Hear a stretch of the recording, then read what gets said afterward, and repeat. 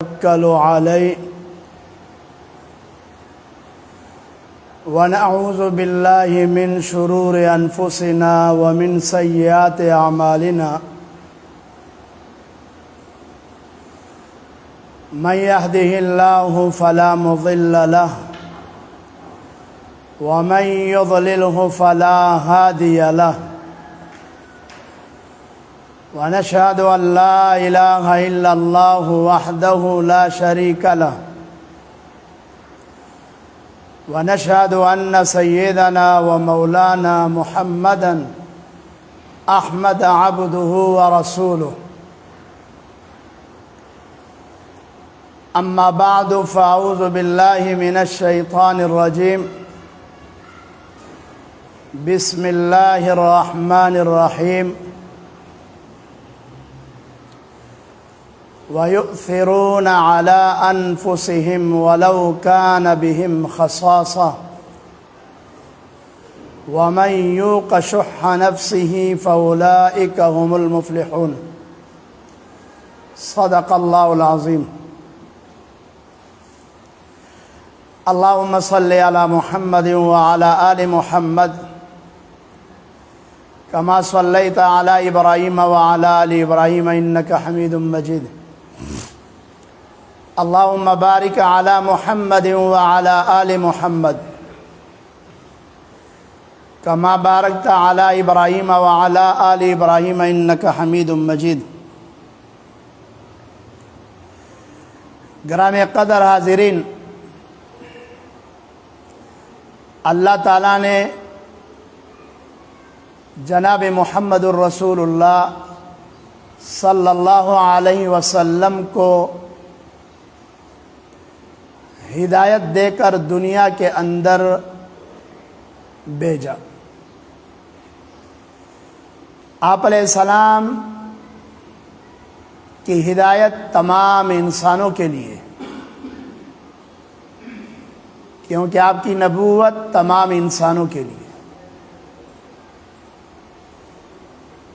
آپ تمام مخلوقات کے نبی ہیں اور نبی الانبیاء ہیں۔ آپ علیہ الصلاۃ والسلام نے دعوت کا آغاز مکہ مکرمہ سے کیا۔ 40 سال کی عمر میں نبوت ملی اور اس کے بعد لوگوں کو اللہ کی طرف بلانے لگے۔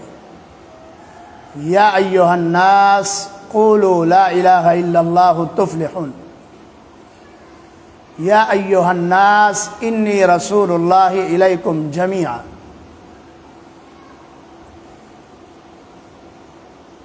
قل هذه سبیلی ادعو الی اللہ علی بصیرۃ انا ومن اتبعنی وسبحان اللہ وما انا من المشرکین۔ آپ علیہ الصلاۃ والسلام سید الانبیاء ہے۔ آپ کی دعوت کا انداز سب سے نرالا ہے۔ اللہ نے آپ کو سارے کمالات عطا کیے تھے۔ آپ جامع الجوامع الکلم تھے، بڑی بات کو مختصر الفاظ میں بیان کرنے والے۔ آپ علیہ الصلاۃ والسلام نے 13 سال مکہ مکرمہ میں دعوت کا کام کیا۔ اس میں اپنے عزیزوں کو، اپنے رشتہ داروں کو، اپنے خاندان کو بھی دعوت دی۔ وَأَنذِرْ عَشِيرَتَكَ الْأَقْرَبِينَ، اپنے سب سے قریبی رشتہ داروں کو اللہ کا پیغام دیجیے، ان کو ڈرائیے۔ اور 10 سال عام لوگوں پر محنت کی۔ مکے کے اکثر سردار آپ کے مخالف رہے اور انہوں نے آپ علیہ السلام کے راستے میں رکاوٹیں کھڑی کی۔ اور صحابہ کرام کو تکالیف دی، مصیبتیں ان پر لائے، تکلیفیں پہنچائی، ظلم و ستم کا بازار گرم کیا۔ جب مکے کی زمین صحابہ کے لیے تنگ کر دی گئی تو اللہ نے حکم بھیجا کہ اب تم لوگ ہجرت کر لو مدینہ منورہ کی طرف۔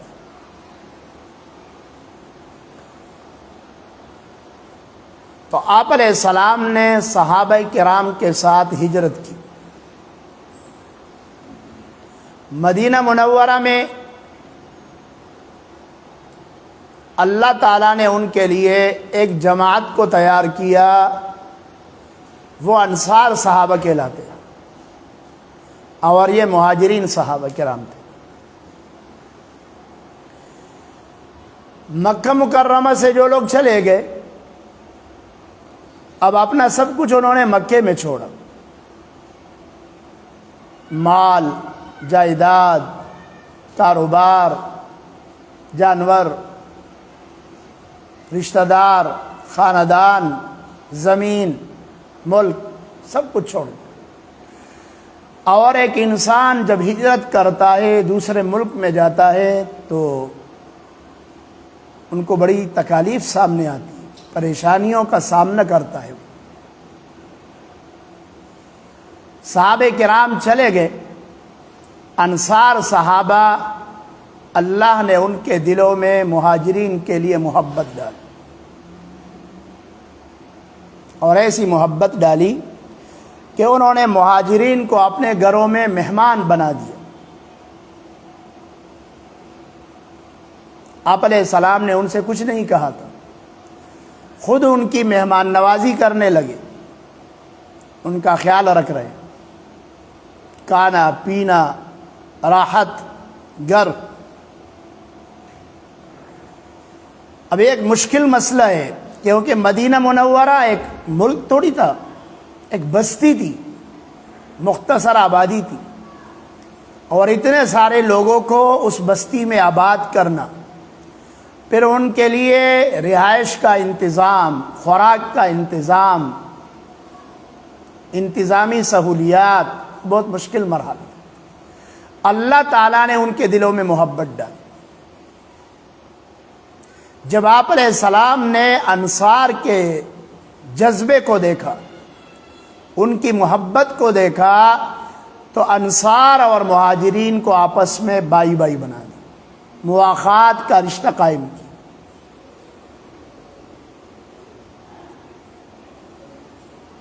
اور انصار نے آپ علیہ السلام سے کہا، مہاجرین ہمارے پاس رہتے ہیں، لیکن مہمان کی طرح آتے ہیں، محتاط رہتے ہیں، انسان دوسرے کے گھر میں محتاط رہتا ہے۔ ہم چاہتے ہیں کہ ہم اپنے بھائیوں کو اپنی جائیداد تقسیم کر دیں، تو آدھا ہم لے لیں اور آدھا مہاجرین کو دیں، یہ جائیداد کے مالک بن جائیں۔ آپ علیہ السلام نے مہاجرین صحابہ کرام سے مشورہ کیا، تو مہاجرین اس کو ماننے کے لیے تیار نہیں تھے۔ انہوں نے کہا، ہم انصار کی زمینیں نہیں لے سکتے یا رسول اللہ، انہوں نے جو ہمارے لیے قربانیاں دی ہے یہ کافی ہے، یہ ہم نہیں لے سکتے۔ تو آپ علیہ السلام نے پھر فرمایا کہ انصار کی جو زمینیں ہیں، زمینیں انصار کی ہوگی، اور اس میں کھیتی باڑی اور باغات مہاجرین کریں گے، محنت مہاجرین کریں گے، اور اس سے جو آمدنی آئے گی، جو غلہ آئے گا، جو نفع آئے گا، وہ دونوں میں برابر تقسیم کیا جائے، اس پر دونوں راضی ہو۔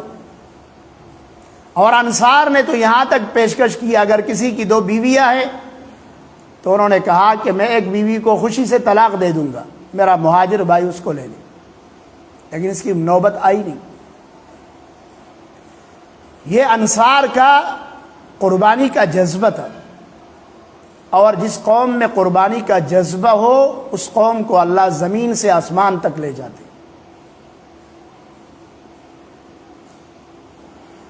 مہاجرین نے جب یہ دیکھا تو آپ علیہ السلام سے عرض کیا کہ یا رسول اللہ سارا اجر تو انصار لے گئے, سارا اجر تو انصار لے گئے, ہم تو ویسے رہ گئے. تو آپ علیہ السلام نے کہا کہ نہیں, تم بھی ان کے ساتھ شریک ہو, تم ان کے حق میں دعائیں کرو, انصار کے لیے دعائیں کرو اور ان کا شکریہ ادا کرو. جب تم ان کے حق میں دعائیں کرو گے اور ان کے احسانات کے بدلے میں شکریہ ادا کرو گے تو اللہ تعالیٰ یہ اجر تمہارے اندر برابر تقسیم کرے گا, تمہیں بھی اجر ملے گا, ان کو بھی اجر ملے گا اور ان کے اجر میں کمی نہیں آئے گی. تو دعا کرنا اور شکر ادا کرنا یہ ایسے اعمال ہے کہ اس سے اللہ بڑا خوش ہوتا. اب انصار اور مہاجرین سب کے ذہن میں اللہ کے رسول نے یہ بات بٹھائی تھی کہ اصل زندگی آخرت کی زندگی ہے, اصل زندگی آخرت کی زندگی. وما هذه الحیات الدنیا الا لهو ولعب, دنیا کی زندگی کھیل تماشا ہے. وَإِنَّ الدَّارَ الْآخِرَةَ لَهِيَ الْحَيَوَانِ, آخرت کا گھر جو ہے جنت, اصل زندگی وہی ہے. لَوْ كَانُوا يَعْلَمُونَ, کاش کہ یہ بات لوگ جانیں. اب ان کی نظر آخرت پر ہے. دنیا اور دنیا کا فائدہ, دنیا اور دنیا کا ساز و سامان, دنیا اور دنیا کا کاروبار یہ ضرورت کے لیے. اب ضرورت کے مطابق وہ محنت کرتے ہیں اور آخرت کے لیے اپنے سرمایے کو جمع کر رہے ہیں. اور آخرت کے لیے سرمایہ جمع یہی ہے کہ کھا لیا, پی لیا, بچوں کو کھلا دیا, باقی خدا کے نام پہ دے. آپ علیہ الصلاۃ والسلام کو اللہ نے یہ بتایا, فرشتہ بھیجا کہ اگر آپ چاہے تو میں آپ کے لیے احد پہاڑ کو سونا بنا دوں, احد پہاڑ اس کو سونے کا بنا دوں. تو اگر سونے کا بن جاتا تو آپ علیہ السلام کے مزے ہوتے, صحابہ کے مزے ہوتے, کیا تکلیف ہوتی, پھر عیش و عشرت کی زندگی ہوتی. آپ علیہ السلام نے فرمایا میں تو یہ چاہتا ہوں کہ ایک وقت اللہ مجھے رزق دے اور دوسرے وقت میں اس پر شکر ادا کروں, اور دوسرے وقت رزق کے لیے اللہ کے رزق کا میں منتظر رہوں, دوسرے وقت کے لیے میں منتظر رہوں, انتظار کروں. میں جمع کرنا نہیں تھا. اس لیے آپ علیہ السلام نے قرآن کے تمام احکامات پر عمل کیا, تمام احکامات پر عمل کیا سوائے ایک حکم کے, اس پر عمل کی نوبت نہیں آئی, اور وہ حکم تھا زکوٰۃ کا.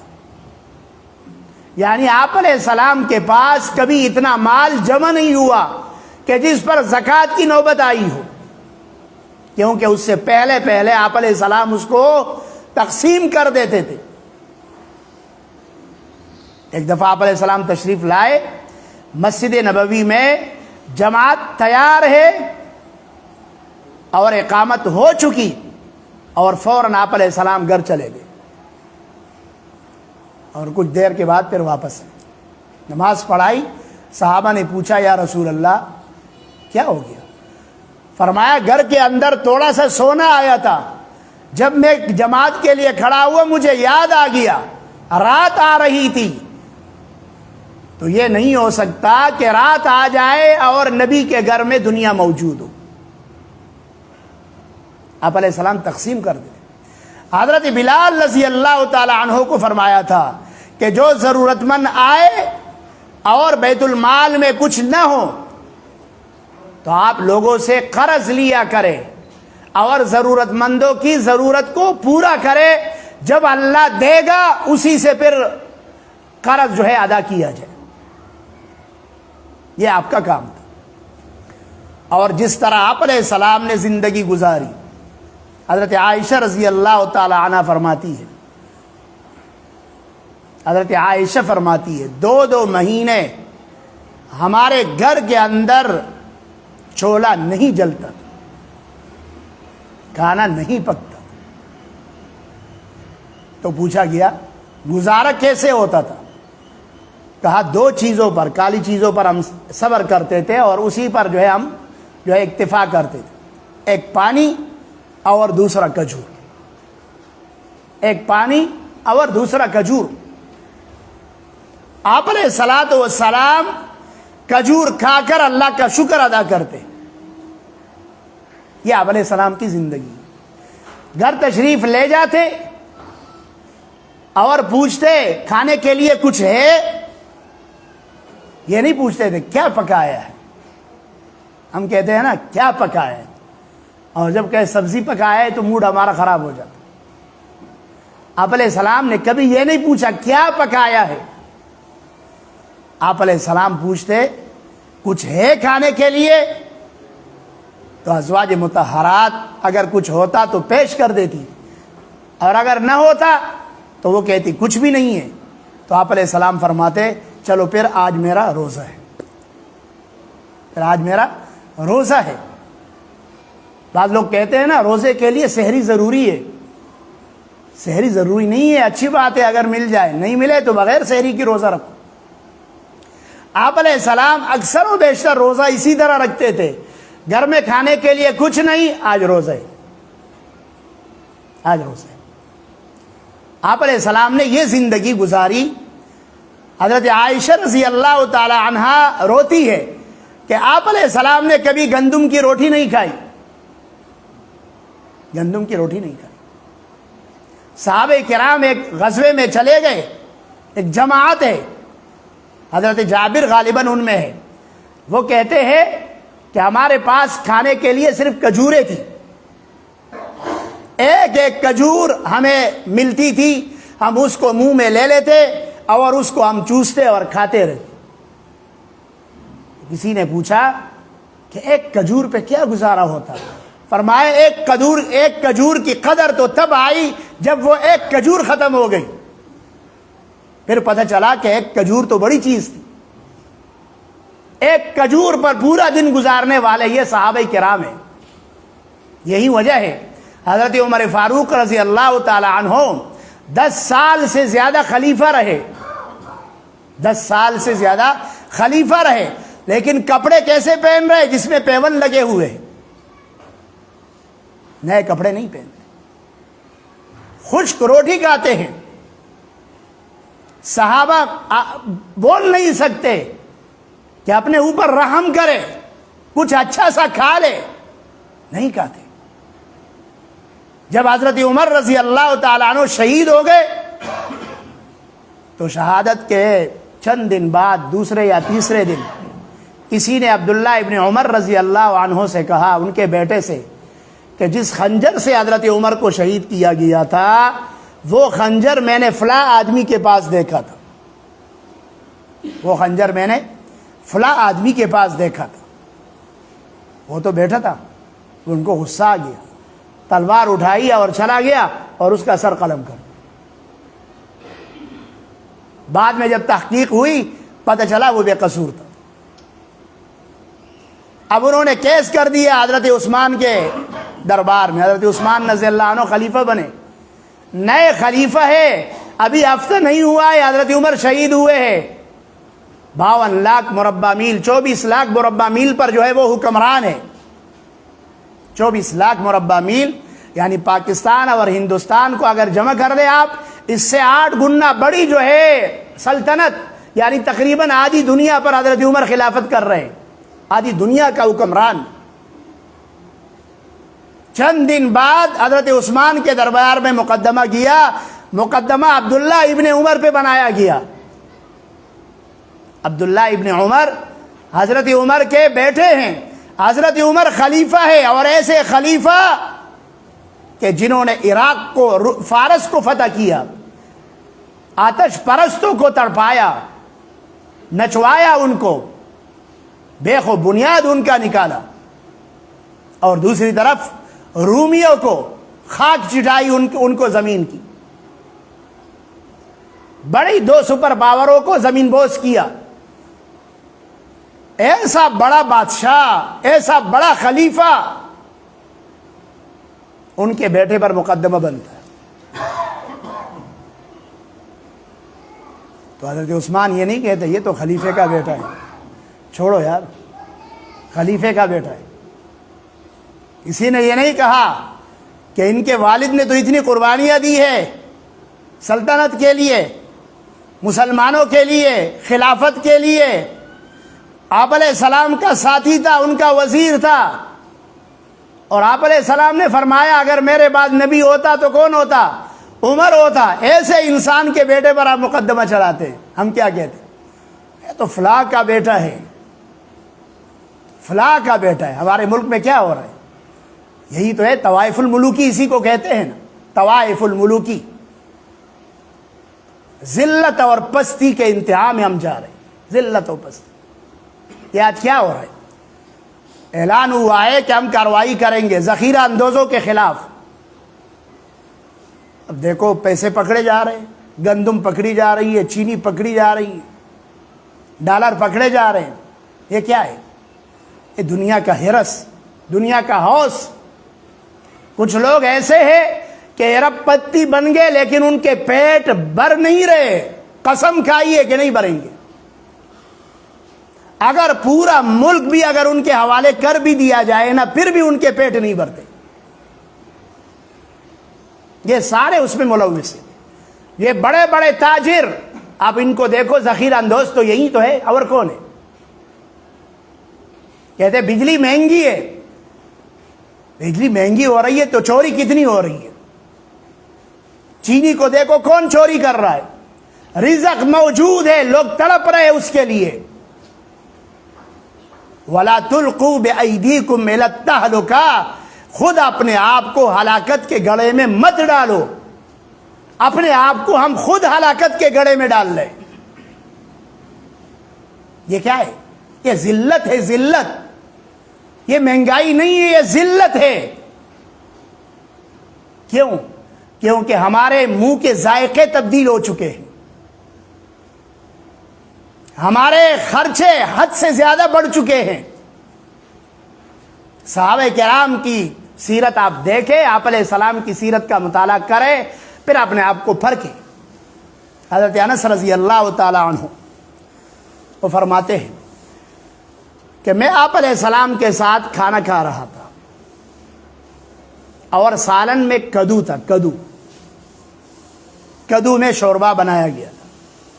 آپ علیہ السلام جب کھانا کھا رہے تھے تو شوربے میں کدو کو تلاش کر رہے تھے، اور تلاش کر کر کے کدو کی بوٹیاں کھا رہے تھے. تلاش کر کے. حضرت انس کہتے ہیں جب میں نے آپ علیہ السلام کو کدو کو اتنی محبت سے کھاتے ہوئے دیکھا، اس دن سے مجھے کدو سے محبت ہو گئی. آپ علیہ السلام تو یا کھجور کھا رہے ہیں یا کدو کھا رہے ہیں اور اس سے محبت کر رہے ہیں، اور ہم تو اس کو رزق میں شامل ہی نہیں کرتے، گنتے ہی نہیں. ہم گنتی میں نہیں ہے ہمارے. یہ ہم اپنے ہاتھوں سے ہلاک کر رہے ہیں. ہم پہلے زمانے میں گاؤں کے اندر لوگ جو ہے جانور پالتے تھے. دودھ نکالا اور دودھ کے ساتھ کھانا کھا لیا. دودھ میں جو ہے سرید بنایا اور اس کو کھا لیا. دہی بنایا، دہی کے ساتھ کھانا کھا لیا، اللہ کا شکر ادا کر لیا. لسی کے ساتھ کھانا کھا لیا، اللہ کا شکر ادا کر لیا. سبزی جو ہے کھیت میں ہے اس کو جو ہے کاٹا اور اس کو پکایا، اللہ کا شکر ادا کر. زندگی گزر رہی. آج جو ہم زندگی گزار رہی ہے تو جانوروں کی زندگی. ہم کیا کر رہے ہیں؟ عبداللہ ابن عمر رضی اللہ تعالی عنہ ان پر مقدمہ بنایا گیا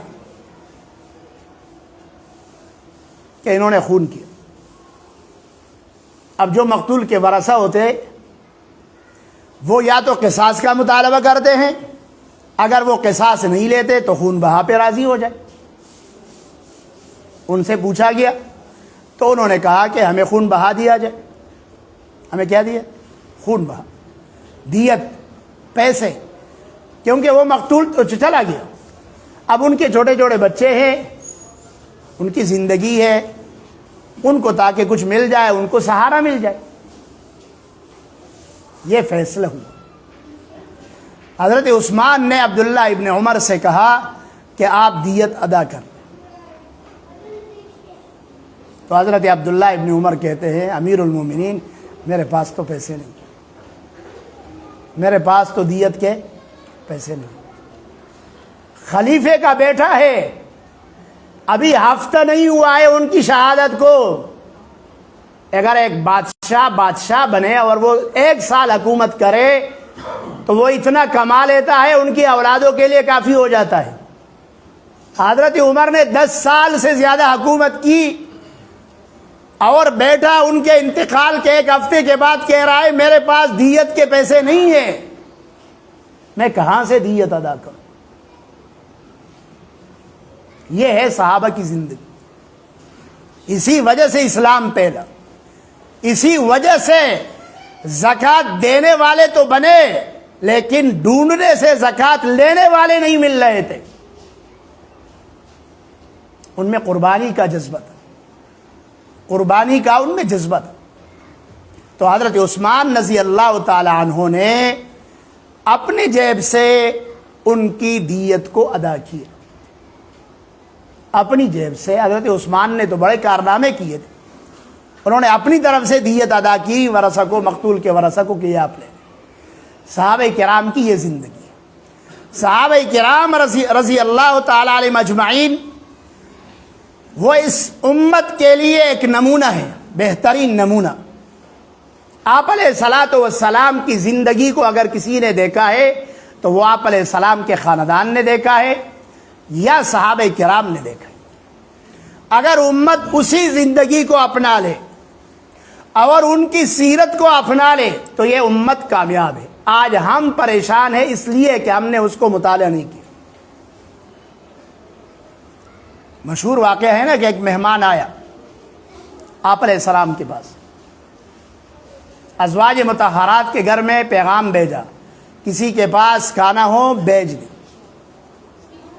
سب گھروں سے جواب آیا کچھ بھی نہیں، کچھ بھی نہیں. تو ایک صحابی بیٹھا تھا، اس نے کہا یا رسول اللہ آج کی رات میں اس کو مہمان بنا دوں. گھر لے گئے، بیوی سے کہا رسول اللہ کا مہمان ہے، رسول اللہ صلی اللہ علیہ وسلم کا مہمان، جو کچھ بھی ہے پیش کرو. کہا صرف اتنا ہے کہ بچوں کے لیے ہو سکتا ہے، ہمارے لیے بھی نہیں ہو سکتا، بچوں کے لیے رکھا ہے. اب بچوں کو سلا دو، کسی طریقے سے بہلا کر ان کو سلا دو، بچے سو جائے، کھانا لگا دو اور چراغ کو درست کرنے کے بہانے بجھا دو تاکہ مہمان وہ کھانا کھا لے اور اس کو پتہ نہ چلے کہ میزبان بھوکے. یہ تھی قربانی، یہ تھا ان کا جذبہ. جب یہ جذبہ تھا تو اللہ نے ان کی اس قربانی کو قرآن بنا کر نازل کیا. وَيُؤْثِرُونَ عَلَىٰ أَنفُسِهِمْ وَلَوْ كَانَ بِهِمْ خَصَاصَةٌ. یہ وہ لوگ ہیں جو دوسروں کو اپنے آپ پر ترجیح دیتے ہیں اگرچہ خود بھوکے ہیں، اگرچہ خود بھوکے. جنگ یرموک ہے، حارث ابن ہشام رضی اللہ عنہ زخمی پڑے. اکرمہ ابن ابی جہل، ابو جہل کا بیٹا حضرت اکرمہ رضی اللہ عنہ جو فتح مکے کے موقع پر مسلمان ہو گیا، جنگ یرموک میں زخمی پڑا ہے، زخمی پڑا ہے. ربعی ابن حراش وہ زخمی پڑا ہے. اب حارث ابن ہشام نے جو زخمی پڑا تھا، صحابی آتا ہے اور حضرت حارث کے سر کو اپنے گود میں رکھتا ہے اور کہتا ہے میں آپ کو پانی دے دوں. اس کے پاس مشکیزہ ہے، وہ اشارے سے کہتا ہے دے دو. جب وہ اس کو پانی پلانے والا ہے تو پاس میں اکرمہ پر ان کی نظر پڑی، اکرمہ پر نظر پڑی۔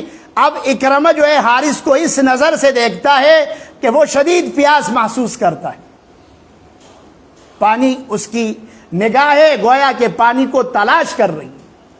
تو حارث کہتا ہے، حارث ابن ہشام ابو جہل کا بھائی ہے،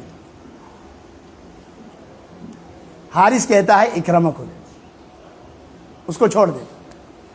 وہ اکرمہ کے پاس پہنچتا ہے، اکرمہ کی نظر تیسرے پہ پڑتی ہے، وہ ان کو طلب کی نگاہ سے دیکھتا ہے۔ وہ کہتا ہے، اکرمہ کہتے ہیں مجھے چھوڑ دو، ان کو۔ وہ جب ان کے پاس پہنچنے والا ہے وہ شہید ہو جاتا ہے، اکرمہ کے پاس آتا ہے، اکرمہ شہید ہو گیا۔ حارث ابن ہشام کے پاس جاتا ہے، حارث شہید ہو جاتا ہے۔ یہ ہے صحابہ کی قربانی۔ اس لیے ہم کہتے ہیں اللہ نے کہا ہے رضی اللہ عنہم ورضوا عنہ، ہمارے لیے نمونہ ہے، اسوہ حسنہ ہے ان میں۔ آج کے دور میں اگر کوئی صحابہ کو برا بلا کہے یا رسول اللہ صلی اللہ علیہ وسلم کے خاندان کو اور آپ کی اولاد کو برا بلا کہے، اس سے بڑا منحوس اور ظالم انسان ہے نہیں۔ کیوں؟ صحابہ تو چلے گئے، تلک امۃ قد خلت لها ما کسبت ولکم ما کسبتم ولا تسألون عما كانوا يعملون۔ صحابہ نے جو کچھ کیا ہم سے نہیں پوچھا جائے گا۔ حضرت امام ابو حنیفہ رحمہ اللہ سے کسی نے پوچھا کہ امیر معاویہ رضی اللہ تعالی عنہم اور حضرت علی، ان دونوں میں لڑائی ہوئی، ان میں سے حق پر کون تھے؟ فرمایا اللہ نے ہماری تلواروں کو ان کے خون سے محفوظ رکھا اور پاک رکھا، میں اپنی زبان کو ان کے عیب سے گندا نہیں کرنا چاہتا۔ مجھے کیا حق ہے کہ میں صحابہ کے بارے میں بولوں؟ آج ایک طبقہ ایسا ہے دنیا میں، وہ جب تک صحابہ کو برا بلا نہ کہے ان کو نیند نہیں آتی، ان کو بھوک نہیں لگتی، ان کی رات نہیں آتی، ان کا دن نہیں شروع ہوتا۔ یہ کیوں؟ خدا کی پٹکار ہے ان پر، یہ خدا کی پٹکار ہے نا جو اپنے آپ کو مار رہے، یہ خدا کا قہر نازل ہے ان پر۔ اب حضرت ابوبکر صدیق رضی اللہ عنہ کو اگر ایک منحوس برا بلا کہے تو ابوبکر کے شان میں کیا کمی آئے گی؟ ہاں، اپنا چہرہ انسان کالا کرتا ہے، وہ الگ بات ہے۔ حضرت عمر کو اگر کوئی برا بلا کہے تو حضرت عمر کے شان میں کیا کمی آئے گی؟ ان کی تاریخ دیکھو، ابوبکر کی طرح کسی کو پیش تو کر لو، پیش کر لو کسی کو، عمر کی طرح پیش کر لو۔ حضرت ابوبکر کے زمانے سے لے کر حضرت امیر معاویہ تک یہ سارے صحابہ ہیں، انہوں نے خلافت کی اور بادشاہت کی۔ اور حضرت امیر معاویہ کے بعد اسلامی سلطنت جب شروع ہوتی ہے تو بغداد کے تخت چیننے تک جب ہلاکو خان نے اس پر حملہ کیا، اور ہندوستان میں مغل حکمران جنہوں نے 800 سال تک حکومت کی، اور خلافت عثمانیہ جو کئی صدیوں تک جو ہے وہ اسلامی دنیا پر حکمران رہے۔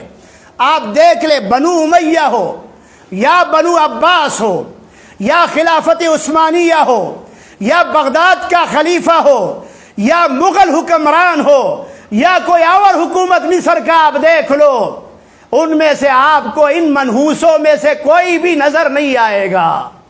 اگر اسلامی دنیا مکے سے مدینہ تک پھیلی اور مدینے سے فارس تک پہنچی اور فارس سے روم تک پہنچی اور فارس سے روس تک پہنچی اور افغانستان تک پہنچی اور چین تک پہنچی، یہاں سندھ اور ہند تک پہنچی اور مغرب میں افریقہ تک پہنچی اور یورپ کے آخری کونے تک پہنچی، یہ 4 دنگ عالم میں اس سلطنت کو وسعت دینے والے اور اس دنیا پر حکمرانی کرنے والے، اللہ کے نظام کو نافذ کرنے والے، مسلمانوں کا دفاع کرنے والے اور اپنے عوام کو حقوق دینے والے اور عیسائیوں سے لڑنے والے، صلیبی لڑائیاں لڑنے والے، بیت المقدس کو آزاد کرنے والے اور عیسائیوں کو خاک چٹوانے والے اور فارسیوں کو زمین کے اوپر پٹک پٹک کے مارنے والے وہ آپ کو یہی غیرت مند حکمران نظر آئیں گے، ان میں سے کوئی بھی بے غیرت آپ کو نظر نہیں آئے گا۔ ہاں آپ تاریخ اٹھا کر دیکھیں، بنو عباس ہو یا بنو امیہ ہو یا بغداد کا حکمران ہو یا خلافت عثمانیہ ہو یا مغل حکومت ہو، ان کو تس نس کرنے والے اور ان کے خلاف سازشیں کرنے والے اور ان کے خلاف مکر و فریب کرنے والے اور مکاریاں کرنے والے اور عیسائیوں سے ساز باز کرنے والے اور ہلاکو خان کے قدموں میں بیٹھنے والے، اگر آپ کو کوئی وزیر ملے گا تو وہ ان منحوس لوگوں میں آپ کو نظر آئے گا۔ ان کی تاریخ یہ ہے کہ انہوں نے ہمیشہ اسلام کے پش میں خنجر گھونپا ہے۔ ان کی تاریخ یہ ہے کہ انہوں نے ہمیشہ اسلامی ملک کے خلاف غداری کی ہے، اور ان کی تاریخ یہ ہے کہ انہوں نے ہمیشہ مسلمانوں کے خلاف کارروائیاں کی ہے، کبھی انہوں نے خیر کا کام نہیں کیا ہے۔ تو آج بھی ہم ان سے خیر کی توقع نہیں رکھتے ہیں، ہمیں ان سے خیر کی توقع نہیں ہے۔ ہمیں گلہ ہے اپنوں سے کہ اپنے جو ہے وہ صحابہ کے بارے میں نہیں سمجھ رہے۔ اے صحابہ کی تاریخ اٹھا کر دیکھو، قرآن کو دیکھو، قرآن کہتا ہے صحابہ اللہ ان سے راضی ہے، بات ختم۔ جب اللہ راضی ہے، میرا اور آپ کا کیا کوئی اعتراض ہے؟ ہمیں اللہ کو پتہ نہیں تھا کہ آپ علیہ السلام کے بعد ابو بکر آئے گا، پھر عمر آئے گا، پھر ابو بکر کے پاس فاطمہ رضی اللہ تعالی عنہا کا کیس جائے گا، اور پھر عمر کے پاس جائے گا، اور پھر عثمان آئے گا، اور پھر علی آئے گا، اور پھر حسن آئے گا، پھر امیر معاویہ آئے گا، اور ان کے درمیان میں یہ حالات آئیں گے۔ اس کے باوجود علام الغیوب عالم الغیب والشہادہ وہ کہتا ہے وَلَكِنَّ اللَّهَ حَبَّبَ إِلَيْكُمُ الْإِيمَانَ، وہ کہتا ہے وَالَّذِينَ مَعَهُ أَشِدَّاءُ عَلَى الْكُفَّارِ، وہ کہتا ہے وَلَقَدْ عَفَا اللَّهُ عَنْهُمْ، اللہ تو یہ کہتا ہے رضی اللہ عنہم، اور آج کا منحوس کہتا ہے میں اس کو مسلمان نہیں مانتا۔ وَأَنْفٌ فِي الْمَاءِ وَإِسْتٌ فِي السَّمَاءِ، سورج پہ تھوکنے سے سورج گندا نہیں ہوتا، اس کا اپنا چہرہ جو نحوست سے بڑا ہے۔ صحابہ کی نفرت اور ان سے بغض خدا نے ان کے چہروں پہ عیا کی ہے۔ الحمدللہ اللہ نے ہمیں ان سے بچایا ہے، اور اللہ موت تک ہمیں اور ہماری اولادوں اور نسلوں کو ان منحوسوں سے پاک اور صاف رکھے۔ اللہ رب العزت آپ علیہ الصلاۃ والسلام اور صحابہ کی سیرت اپنانے کی توفیق عطا فرمائے، اور اللہ رب العزت ان کی عشق اور ان کی محبت وہ ہمارے دلوں کے اندر راسخ فرمائے۔ وآخر دعوانا ان الحمد للہ رب